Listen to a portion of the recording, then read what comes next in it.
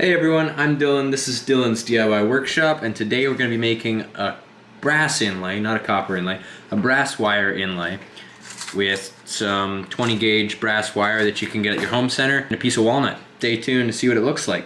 For this one, you're going to need your piece of wood. Right here I have a piece of walnut. That's what we'll be using. You're going to need some wire. I chose to use brass. This is 20 gauge. You can see it in there. I just got this for I think like $20 at like a home improvement center. You're also going to want something that you want to inlay as a shape, so I'm choosing the Lego logo because I figure I could take a piece of Lego and put it beside this and make a good thumbnail. I know it's terrible, but I'm trying to make this channel my living, so gotta make them clickbait thumbnails. Grab yourself some carbon paper, the stuff that we love so much on this channel. You're gonna need a piece of masking tape, or any other kind of tape works too. It's just, it'll end up ripping your your carbon paper out. So grab yourself a piece of masking tape and take your logo, line it up where you want it, and then make sure you tape it down good. I'm just gonna tape right there, and I feel like it shouldn't go anywhere.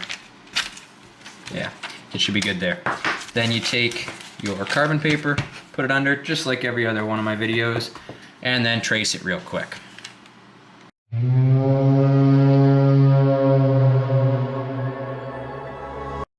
Alright, so hopefully I sped that up for you guys and it took you all of 5 seconds to watch the whole thing. But we've got the logo here and I completely butchered it for placement.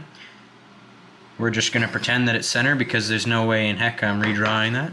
So the next thing you're going to want is a cutting tool. Now I suggest this right here. It is a V-gouge, so the end of it kind of looks, maybe you can see it, maybe you can't. Looks like this. Yeah.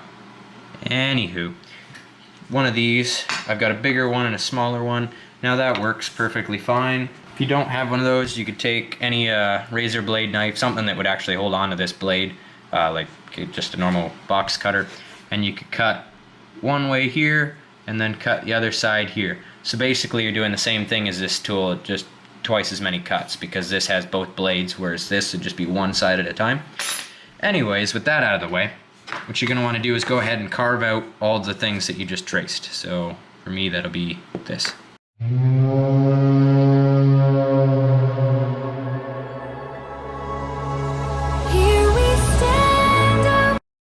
Alright, so now that you've got that done, which should have been pretty easy, time consuming maybe if you were doing it slow like me, that's why I just kind of skipped ahead through the video. The next thing you're going to want to do is just kind of bend all this wire to fit in the holes, which is pretty simple. All you want to do is grab a pair of wire cutters like this, or any pair of pliers that has wire cutters on it. Cut out your wire so that you have some to work with. Decently long piece like this, 6-7 inches, something like that. What you want to do is flatten it to the surface like this, and then bend it around all the curves. You can also use a pair of pliers to help you bend the wire or flatten it. This is my favorite pair. It's from Chestnut Tools. I bought it in Lee Valley. It's got these holes right here so that you can put a piece of wire in there and twist it together with another piece. All around just really nice. Doesn't have any teeth on the inside so that it doesn't mar up what you're working with. It's pretty well designed to do this. So what I do is I just kind of bend this so that it's flat, and then go ahead and cut it with the other wire cutters again.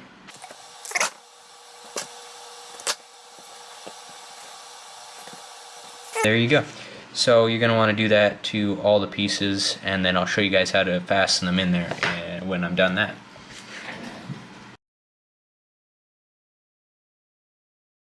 Once you have whatever it is that you're inlaying in the wood all bent around the shape that you need it to be, it's time to fasten it into the piece of wood.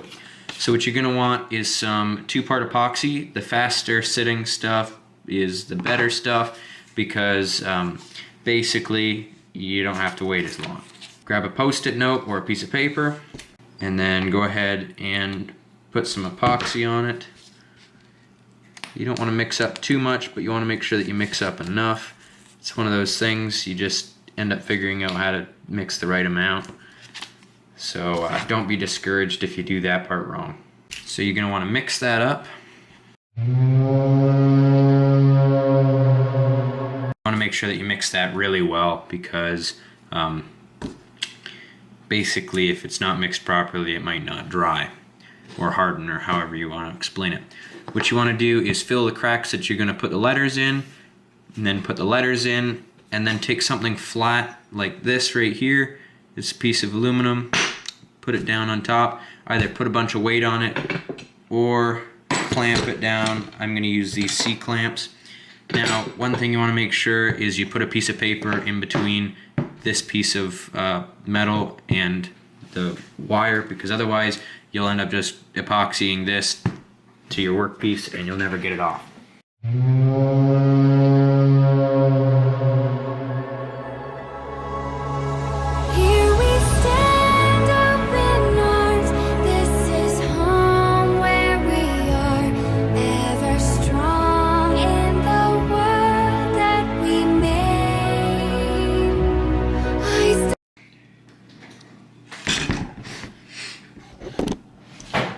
Okay, so that's what it looks like while it's gonna dry.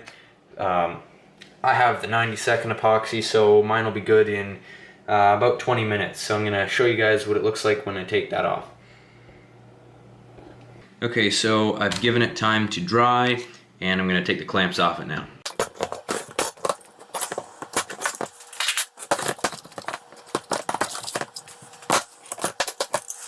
So this is the moment of truth, because you can really only put them on once unless you want to recarve everything.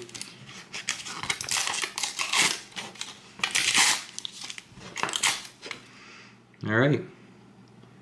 That turned out okay. Not my best work, but not my worst either. So what you're going to want to do, because it's still sticking up proud of the surface and you got this epoxy everywhere, is you're just going to take a really rough grit sandpaper and sand it down until you're back down to just the wood, and then you'll see what it looks like.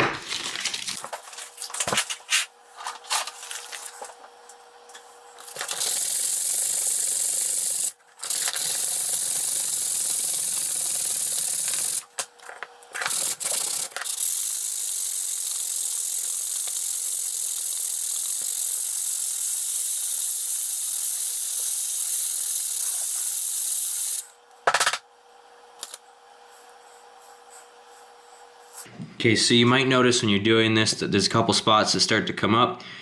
What you're going to want to do in this case is mix up some more epoxy and glue it down again.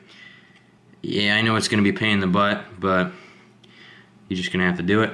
If you're doing this, this is a great time to sand a bunch of the dust in, either from the wood or from the brass or the whatever metal you're using, basically to fill the gaps.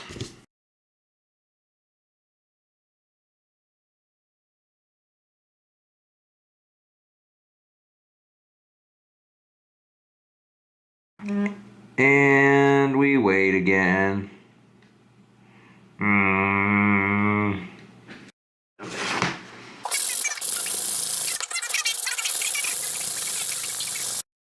Hey everyone,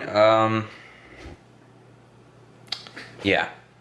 So anyways, this is supposed to be a super quick video. It was Thursday night and I needed to have a video for Friday morning, afternoon.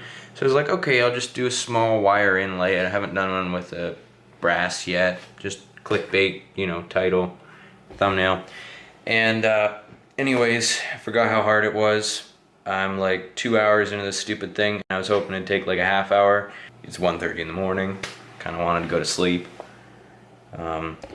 It is drying now. Should be fine to take a thumbnail picture tomorrow. The idea is all there. It's the same as any other wire inlay, really. If you've watched my other videos, you'd already know how to do that. But thanks for tuning in anyways.